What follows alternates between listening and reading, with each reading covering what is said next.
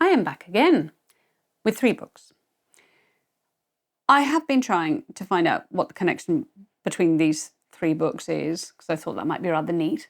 And then I realised that all 3 books are about making connections. They're all structurally, if you like, they're all sort of made up the same of similar interconnected stories, not like just one single plot line going from it starts on this day and ends on that. They are very, very different and will appeal to, well, they all appeal to me. So I'm not going to say they'll appeal to different readers. We're going to start with, this one is a Japanese bestseller. What you are looking for is in the library. And it's by Michiko Aoyama, translated by Alison Watts. And it comes to us from Doubleday. Now, this is one of those little gifty books that you say, oh gosh, we've seen things like this when the coffee gets cold, those sort of stories. And I picked this one up because I like a book that tells me that what I'm looking for is in the library, because that just has to be true, doesn't it? Or it's in a bookshop. 5 interrelated stories. Now, all of these connect in different ways. This one connects possibly on a very sort of basic level, connects through space, because the space that all 5 different main characters of these stories are connected through is the community centre library. And this is a very important, it's kind of a magic place. We all know libraries are magic places, but we do have people who come to this library at different stages of their life, and they come there for different reasons. In general, they've come there to find out something which they think might be the answer to a current dissatisfaction. So I think all of them are experiencing a moment in their lives. We have a young girl who's come up from the country, and she's working as a retail assistant, and it's sometimes a little bit sort of, she feels a bit under pressure, yet she also feels that she's not really exploiting her true potential. We have a recent retiree who doesn't really know what to do with himself, and this is what I love about this book, is we get this sense of what your work means to you and how your work environment in Japanese culture, at least presented here, seems to be very much what your social environment, or that's where your social community is, and your socializing might happen primarily there. So when you've left that environment, what have you got left? There's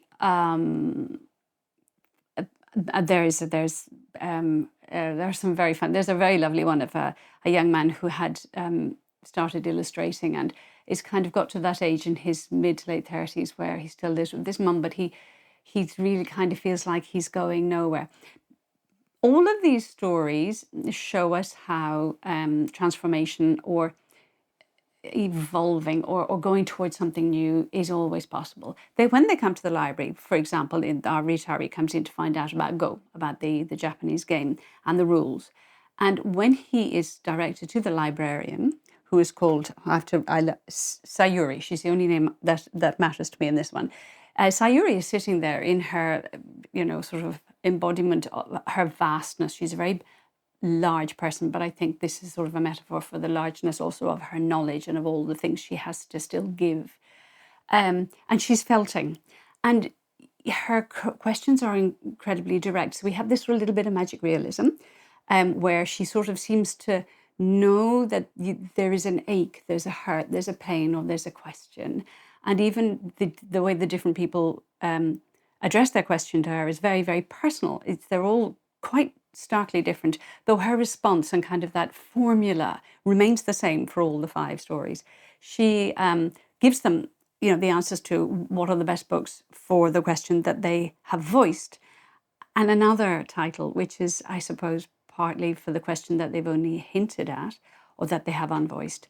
It's a stunning bijou sort of read. I think that Watts's translation is very faithful to the kind of the Japanese formula. So sometimes in dialogue, you have all the exchanges, but it really gives you that feel of how people address each other. Very interesting in who I am as a worker and who I am if I'm not a worker. very interesting in the fact that everything happens in community. And I like, those are very strong themes, very positive, very powerful, very uplifting. And of course, it just reminds us that even though there's a little bit of magic realism in this, definitely with the librarian, magic is in books. We all know that. Sorry, I couldn't resist doing that. Number 2 is West Girls by Laura Elizabeth Woollett, and this comes to us from Scribe. Again, another book with interconnected stories, but done in a very, not deceptive, but unexpected. I was taken right out of my comfort zone with Woolett's writing, and I was very, very happy to be thus dislodged. She's written 2 previous novels, and has begun getting a reputation for being quite dark, quite gritty, but this sort of wicked humour. And it's in here again. She's sort of pithily and almost at times acidly funny. She connects all of her stories through place, because it's set in Western Australia, but it's vaguely centered on one character called Luna Lewis, who is one of those young women in high school who doesn't quite fit in with, because of her her hybrid identity. She's half Maltese, half Australian. She doesn't quite fit in with the blondes, and she doesn't quite fit in with being. She just sits in an uneasy space, and her whole look at her friendship groups. So some of the stories that Woollett creates are like, it's sort of like she pulls the wool out of a central, not even a knot, because it's quite loosely held, but our core is Luna, and Luna Lewis grows out of being perhaps unremarkable into being very, very beautiful, and thus very envied and very sought after. She becomes a model, and at some point is prevailed upon to change her name to Luna Lou, because that might sound exotic, or it might give her a new identity. And she kind of goes along with this, or actively sort of thinks that might be a good idea. And thus we're looking a little bit at who we present. Is it okay to present as identifying with a different identity group than the one that we're born with? I found that fascinating, but it's not the most fascinating. What is really fascinating is that in all of these groups, we're looking at separation, degrees of separation from Luna herself, so that we would have a story which is first-person perspective of her looking at her friends and all her inner thoughts. And then we may have one of her friends in that group who will be looking at their life, and there'll be these glancing sort of connections. And then we may be a mother-in-law, or there might be a stepmother, rather. There might be a service provider. There might be a place where someone's au pair goes through. And it's all very glancing, very clever. But you get this sort of, world view of that kind of cosmos you get that comes from place where everybody might perhaps know, now this is very Irish. And as I have recently heard, it's also very Perth or very Western Australian, that you will eventually know everybody in your community. But it's more than that. It's about what it's like to be aware of your body, what it's like when your body is healthy, what it's like when your body is not healthy, how is your mental health. It's about abuse of substances, of being abused. There are toxic men, obviously. It's about jealousy. It's about how you're approved of or not. It's about care. It's about connection.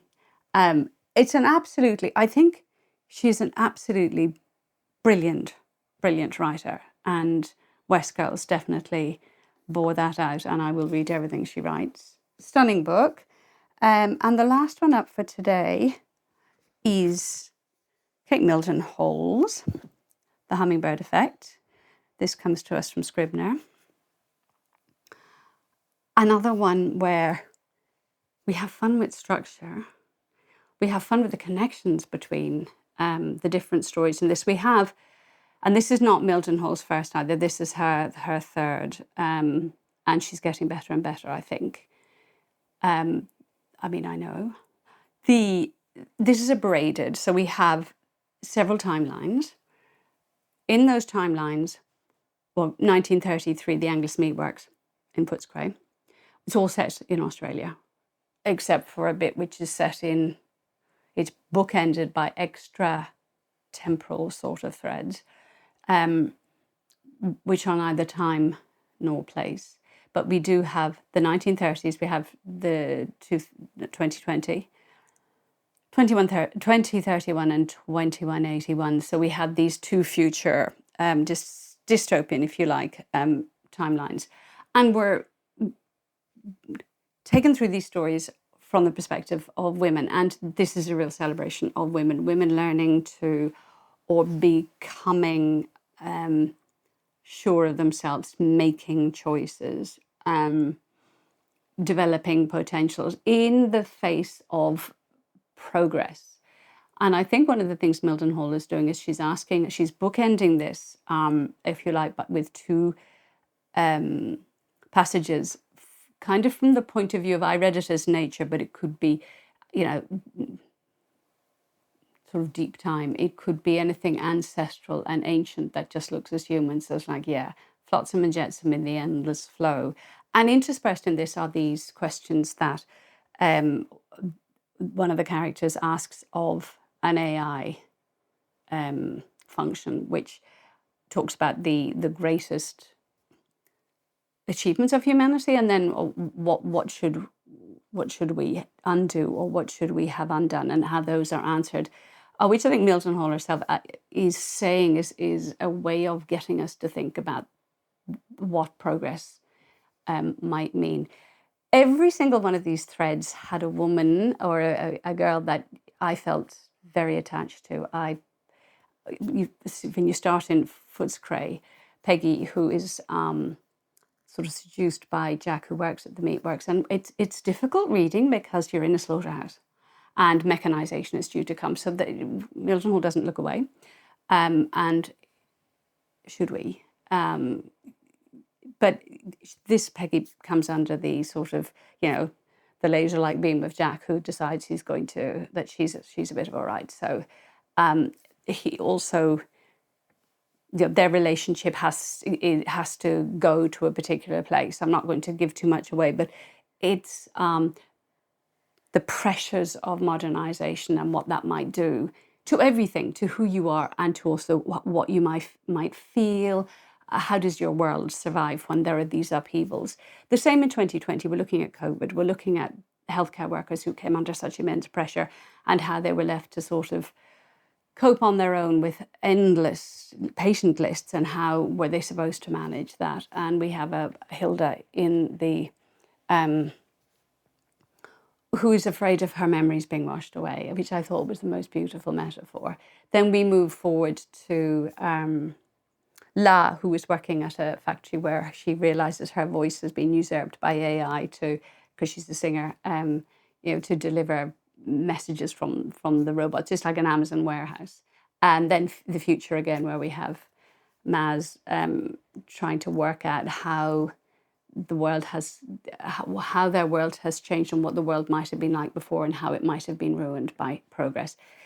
I think Mildenhall writes a cracking good story, and on all of these, there's a superb story. We're looking all the time for what's the connection. How do these threads connect? And I think they connect not just in their themes, because they all parallel each other, but their themes of what is progress, what are we doing to the world and to ourselves, but also are there other connections? And it becomes a bit of detective work, which I thoroughly enjoyed. Look, I think it's a cracker.